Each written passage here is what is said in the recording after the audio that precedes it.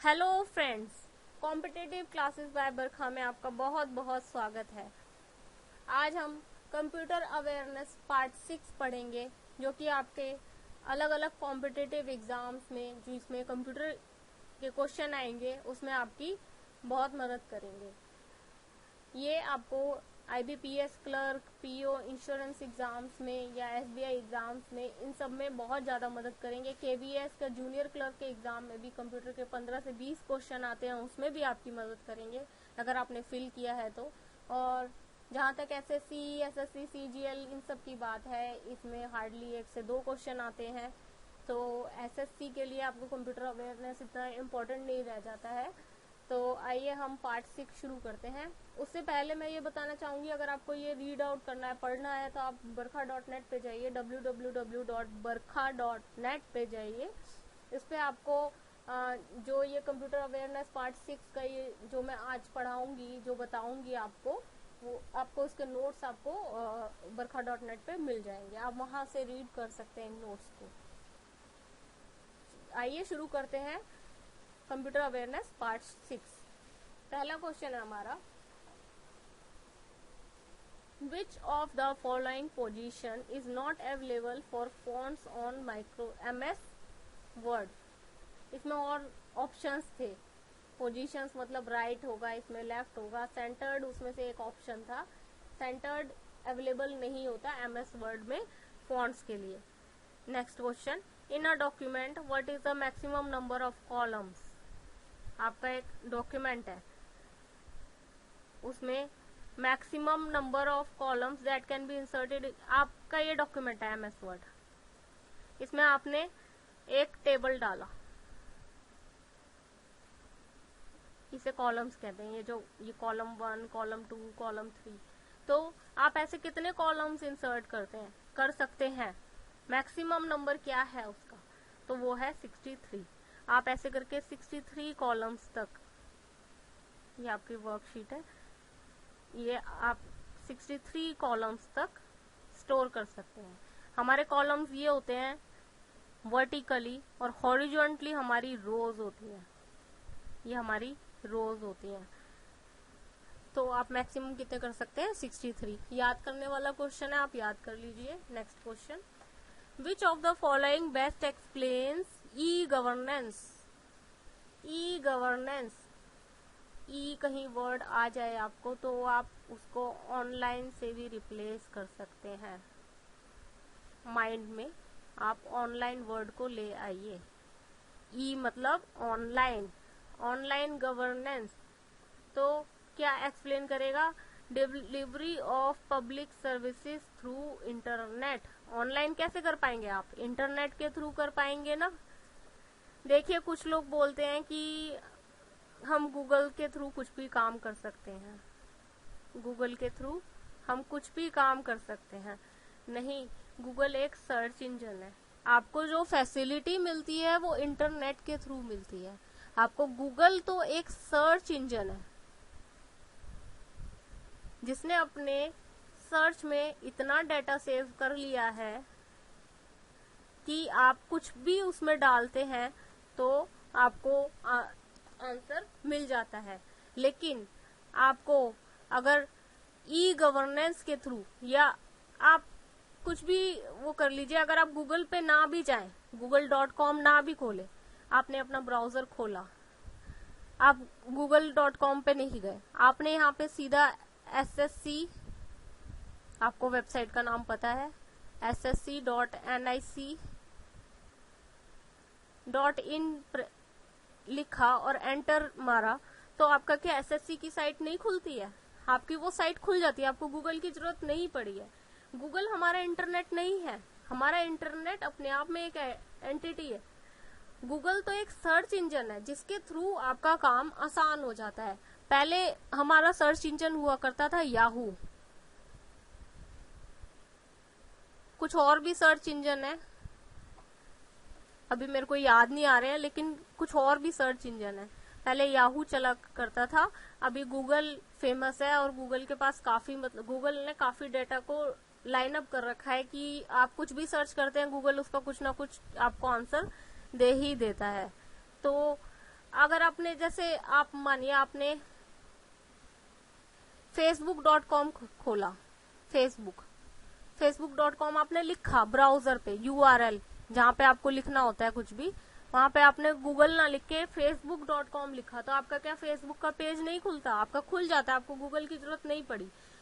Google हमारे काम को, हमारे सर्च को इजी कर देता है। हम सर्च ही तो कर रहे होते हैं, हमारे सर्च को इजी कर देता है, लेकिन वो इंटरनेट नहीं है। इंटरनेट अलग चीज है, सर्च इंजन अलग है। सर्च इंजन भी तभी काम कर पाएगा जब आपका इंटरनेट होगा, तभी तो आप देख पाओगे। तो आपका ई गवर्नेंस है, इसको कौन एक्सप्लेन कर पा रहा है? डिलीवरी ऑफ पब्लिक सर्विसेज, यानी कि वो जो पहले पेपर्स के थ्रू आपको सर्विसेज देती थी गवर्नमेंट, वो अब क्या होगा? इंटरनेट के थ्रू आपको सर्विसेज देगी। Next question, an operating system version designed for use with a media center PC is Microsoft Windows XP। वो क्या है? मीडिया सेंटर एडिशन है। Next question, how many mega hertz are in 1 giga hertz?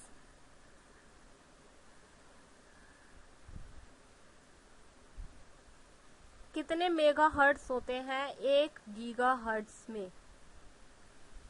तो कितने mega hertz होते हैं? 1024 mega hertz.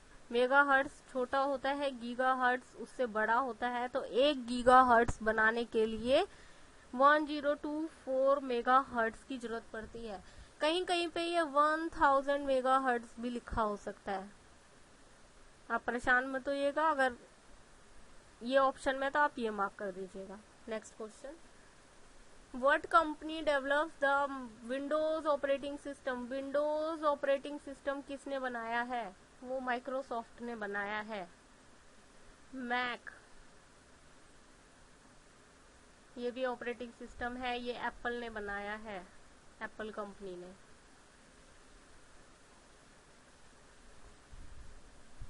Next question, ये भी ऑपरेटिंग सिस्टम है मैक, विंडोज भी ऑपरेटिंग सिस्टम है, भी माइक्रोसॉफ्ट का है। डॉस को माइक्रोसॉफ्ट ने एक्चुअली परचेज किया था, उसने बनाया नहीं था, और डॉस का ही एडवांसमेंट करते करते वो आजकल हम लगभग सभी लोग माइक्रोसॉफ्ट के प्रोडक्ट को ही अपने पीसी पे यूज कर रहे हैं। Next question, dash are the set of rules and procedure to control the data transmission over the internet. अब आप देखिए, आप इंटरनेट पे हैं, आप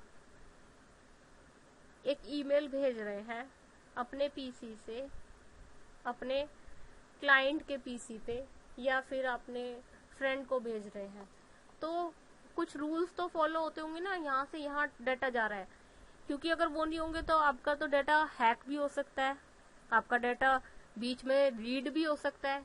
आपका डाटा यहाँ पे है, कोई स्पाई कर सकता है इसमें, आपके डाटा को चुरा सकता है या उसमें एडिटिंग कर सकता है।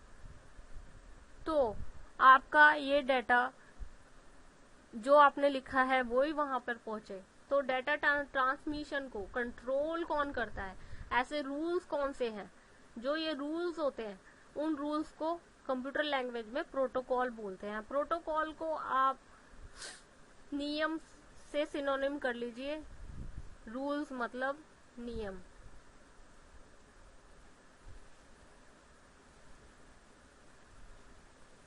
नियम डाटा ट्रांसमिशन के लिए नियम, इंटरनेट पे डाटा ट्रांसमिशन के लिए नियम। नियम मतलब protocol. Protocol are the set of rules and procedure to control data transmission over the internet. Next question, you organise files by storing them in. आपको ऑर्गेनाइज करनी है फाइल्स। जैसे एक स्कूल है, ये हमारा स्कूल का पीसी है, ठीक है। आप स्कूल में 12th तक है, 1st to 12th, तो फर्स्ट क्लास का आपने वर्ड फाइल बनाई और ऐसे ही सेव करते गए। फर्स्ट का, सेकंड का, थर्ड का, फोर्थ का, फिफ्थ का, ऐसे आप फाइल्स बनाते गए, सेव करते गए। क्या आपको आसानी से क्लास 5th की फाइल दिख जाएगी? नहीं। लेकिन अगर आपने एक फोल्डर बना दिया और फर्स्ट क्लास का जितना भी मटेरियल है, first A, first B, first सी, वो इसमें डाल दिया, फर्स्ट क्लास का, सेकंड क्लास का इसमें डाल दिया, थर्ड क्लास का इसमें डाल दिया, यानी कि आप क्या कर रहे हैं, उसको ऑर्गेनाइज कर रहे हैं।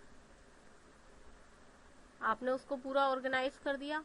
तो जब आप ऑर्गेनाइज कर रहे हैं तो आप ऑर्गेनाइज किसके थ्रू कर सकते हैं, आप उसके फोल्डर्स बना सकते हैं। ये आपने फोल्डर्स बनाए जिसमें आपने डाटा स्टोर कर दिया। Next question, to move data from one part of the document to another part. ये आपका वर्ड फाइल 1 है और ये वर्ड फाइल 2 है, डॉक्यूमेंट है 1 और 2। आपको इस डॉक्यूमेंट का कुछ डाटा है, यहाँ से लेकर यहाँ तक का डाटा आपको इस फाइल से इसमें यहाँ पेस्ट करना है। तो आप उसको क्या करोगे, अगर सिर्फ मूव करना है यानी कि इसको उठा के यहाँ रखना है, मूव करना है, मतलब यहाँ नहीं होना चाहिए, फिर वो डॉक्यूमेंट 1 से गायब हो जाना चाहिए। तो उसके लिए आप कौन सी कमांड यूज करेंगे, cut and paste is used. Control X यहाँ करेंगे, वो कट हो जाएगा और क्लिपबोर्ड में सेव हो जाएगा जब तक आप यहाँ पेस्ट नहीं कर देते। तो cut and save is used. Next question, the ALU की तो फुल फॉर्म ही होती है अरिथमेटिक एंड लॉजिक यूनिट। तो क्या करता है ये परफॉर्म, ये अरिथमेटिक कैलकुलेशन को करता है। विच of the following is not an storage medium, storage medium which of the following है, ये स्टोरेज मीडियम नहीं है।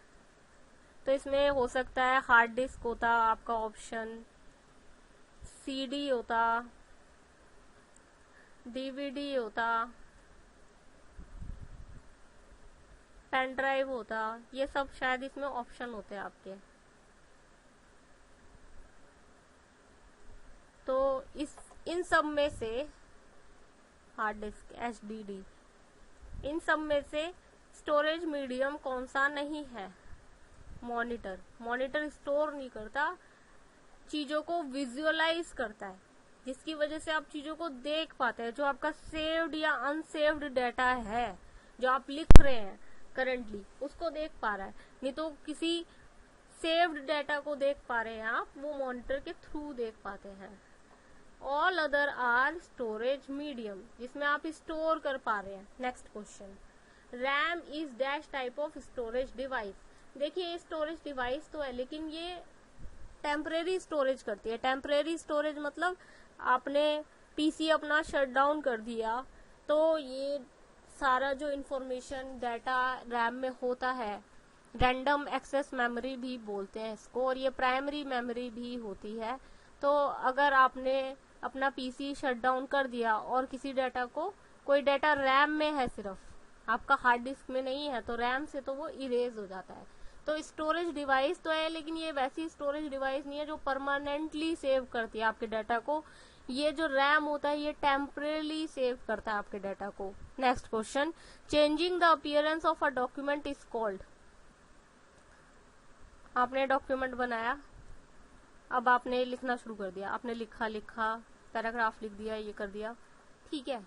अब आपने इसकी अपीयरेंस को चेंज किया, मतलब ये पैराग्राफ नहीं था, ये एक स्टोरी थी, तो इसकी एक हेडिंग होगी, उसको आपने बोल्ड किया, इटैलिक किया, उसका फॉन्ट साइज बढ़ाया, फिर पैराग्राफ को जस्टिफाइड किया कंट्रोल J से, फिर नीचे मोरल था स्टोरी का, वो लिखा, उसको नोट बना के लिखा। तो ये सब जो आपने किया, इसको क्या कहेंगे, आपके जो डॉक्यूमेंट की अपीयरेंस थी, यानी कि पहले जैसे वो दिख रहा था वो वैसा नहीं दिख रहा आपको, वो एक स्टोरी टाइप में ही दिख रहा है। तो वो कैसे दिख रहा है, तो वो हमने उसकी फॉर्मेटिंग की है, next question, you can detect spelling and grammar errors. अब आपका वर्ड डॉक्यूमेंट है, उसमें आप स्पेलिंग एंड ग्रामेटिकल एरर्स कैसे निकाल सकते हैं। आप F7 प्रेस कीजिए, आपको आपके डॉक्यूमेंट में जितने भी स्पेलिंग और ग्रामेटिकल एरर्स होंगे वो दिख जाएंगे। What is SSL short for, यानी कि वो कह रहा है कि SSL की फुल फॉर्म बताओ। तो सिक्योर सॉकेट लेयर, ये हमारे नेटवर्किंग का में आता है, secure socket layer. Which of the following is true about intranet. ध्यान से पढ़िएगा इसको, ये इंटरनेट नहीं है, ये इंट्रानेट है, तो इसका आंसर भी इंट्रानेट के हिसाब से ही होगा, इंटरनेट के हिसाब से नहीं होगा। तो it is a public network, नहीं। It is a network which can access illegally, नहीं। पहला और तीसरा नहीं। It can be access by anyone, public नहीं है तो एनीवन से कैसे एक्सेस हो जाएगा, नहीं। इंट्रानेट जो होता है हमारा प्राइवेट नेटवर्क होता है। जैसे एग्जाम्पल के लिए आप ले लीजिए, बैंक का अपना नेटवर्क होता है। Bank main frame computer use कर सकते हैं अपना डाटा को मैनेज करने के लिए, लेकिन जब कम्युनिकेशन करना होता है तो वो प्राइवेट नेटवर्क यूज करता है, जिसको हम इंट्रानेट बोलते हैं। Next question. यहीं तक थे हमारे आज के क्वेश्चन। आप टेस्ट देने के लिए www.sourceCodeHub पे जाइए, विजिट कीजिए। वहां पे आपको ऑनलाइन टेस्ट का ये टैब दिखेगा, इस पे आप क्लिक कीजिए, आपका ये पेज खुलेगा। कंप्यूटर अवेयरनेस टेस्ट पे क्लिक कीजिए तो आपका ये टेस्ट खुल जाएंगे। आप कोई भी टेस्ट, किसी भी टेस्ट से शुरू कर सकते हैं। आप टेस्ट दीजिए, आपका ये पेज खुल जाएगा। कंप्यूटर अवेयरनेस पार्ट 1 पे क्लिक किया गया तो ये खुला है, उसमें आप अपना नाम और ईमेल एड्रेस दीजिए और टेस्ट देना शुरू कर दीजिए। आप जब टेस्ट देंगे तो इससे आपका कॉन्फिडेंस बढ़ेगा। आपकी इसमें ये प्रोग्रेस रिपोर्ट देगा एक, जिसमें बताएगा आपके कितने सही है कितने गलत है। आप दोबारा भी टेस्ट दे सकते हैं, इसका कोई चार्ज नहीं है, ये फ्री टेस्ट है आपके लिए। आप बार बार टेस्ट दे सकते हैं जब तक आपके सारे सही नहीं हो जाते, या आप नहीं भी देना चाहे तो कोई बात नहीं, दूसरा टेस्ट दे दीजिए, कुछ दिन बाद फिर ये टेस्ट दीजिए, आपको ये इससे बहुत मदद मिलेगी। Thanks for watching our video. अगर आपने अभी तक सब्सक्राइब नहीं किया है तो आप सब्सक्राइब कर सकते हैं। आप सब्सक्राइब का बेनिफिट ये है कि मैं कोई भी नया वीडियो अपलोड करूंगी, यूट्यूब पे डालूंगी, तो आपके पास उसका नोटिफिकेशन मैसेज ईमेल के थ्रू आ जाएगा। ईमेल पे आपको ये आ जाएगा कि मैंने क्या डाला है नया वीडियो। और आपको अगर ये पसंद आया है मेरा वीडियो तो आप लाइक कीजिए, प्लीज अपना कॉन्फिडेंस बढ़ाइए और टेस्ट दीजिए। टेस्ट देने में आपको 5 मिनट भी नहीं लगेंगे।